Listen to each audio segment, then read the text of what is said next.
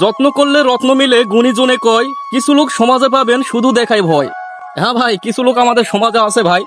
আমার দিকেই বলি যে আমার ধান বুঝছেন, এত কষ্ট করার পর ইয়া লাগছে, পোকা লাগছে, মাজরা লাগছে, আবার বলতেছে যত মাজরার ওষুধ দে কাজ লাগবে না, কাল ধান বার হয়েছে ভাই, ধান বের হয়েছে এখন নাকি মাজরার পোকা ওষুধ দিলে নাকি কাজে লাগবে না।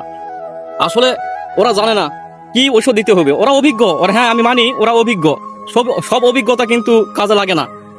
ওরা বর্তমান ওষুধ যেমন অসুখ নামছে, যেমন মানুষ অসুস্থ হয় তেমন কিন্তু মেডিসিনও নামছে, তেমন ধানেরও নামছে। আমি অ্যানালাইসিস করছি ভাই, এই সময় কি ওষুধটা দিতে হবে জমিতে। সবার উদ্দেশ্যে আমি গুরুত্বপূর্ণ কথাটাই বলতেছি যে ধান যেহেতু বড় হয়েছে, ধান বের হয়েছে, সব ওষুধে কাজ করবে না। আপনাকে এমন একটা ওষুধ নির্বাচন করতে হবে যে ওষুধটা ধানের আগায় পড়লে, পাতায় পড়লে গাছের গোড়া পর্যন্ত বিষক্রিয়া সৃষ্টি করতে পারে এবং মাজরার যে পোকাটা আছে, লার্ভা আছে, সেটাকে ধ্বংস করে দিতে পারে। সেই ওষুধটার নাম হলো ভায়োগো, বায়ারের ভায়োগো। আর ব্লাস্ট রোগের জন্য সবচেয়ে ভালো ওষুধ হতে পারে ন্যাটিভো, এটাই বেস্ট।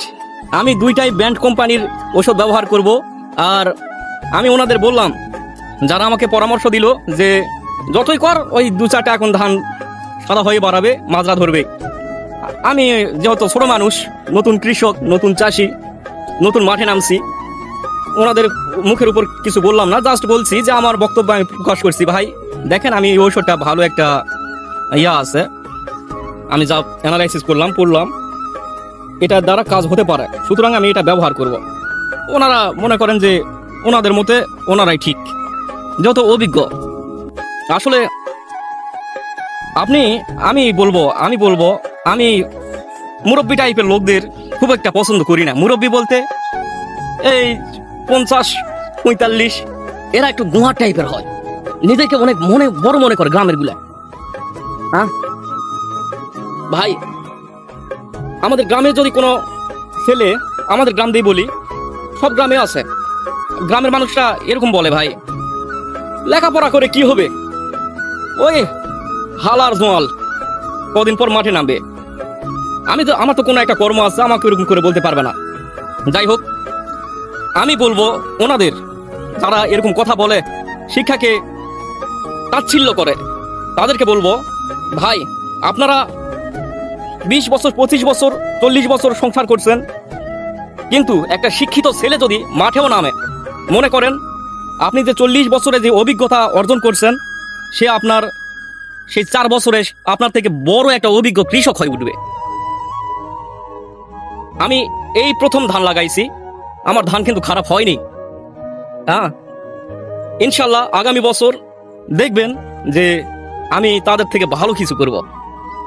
সুতরাং শিক্ষা মানুষের অমূল্য সম্পদ, শিক্ষাকে গুরুত্বহীন বানানো এটা মূর্খামো ছাড়া কিছুই নয়। আমি ডিয়াম আমিন ওরফে মূর্খ ভাই, আপনারা আমার সঙ্গে থাকবেন এবং আমার জন্য দোয়া করবেন। আমি ধানে স্প্রে করার জন্য আসছি, আজকে আমি অফিসে যাব না। যেটাই করবেন উদ্যমতা নিয়ে করবেন, রিল্যাক্সে করবেন, জোশ নিয়ে করবেন, আপনি সফল হবেন। শুধু আমি এই কৃষি কাজে বলতেছি না, সব ক্ষেত্রে, লেখাপড়া, সবকিছু। যাই হোক, অবশ্যই যখন আপনি স্প্রে করবেন তখন মাস্ক ব্যবহার করবেন আর প্যান্ট পরে আসবেন, তাছাড়া আপনার এগুলা সিলে নামাবে ভাই, সাবধান। চলেন আমরা নতুন একটা পৃথিবী করি আর উদ্যমতার সঙ্গে এগিয়ে যাই, দুর্নীতিকে পায়ে ঠেলে সরে দিই। আমরা যদি কৃষিকে কাজে না আসি তাহলে উন্নতি হবে না ভাই, উন্নতি হবে না। চলেন আমরা সবখানেই পারি, আমরা রাস্তায় পারি, আমরা মাঠে পারি, আমরা পরিবারেও পারি, আমরা দেখিয়ে দিব। আল্লাহ হাফেজ।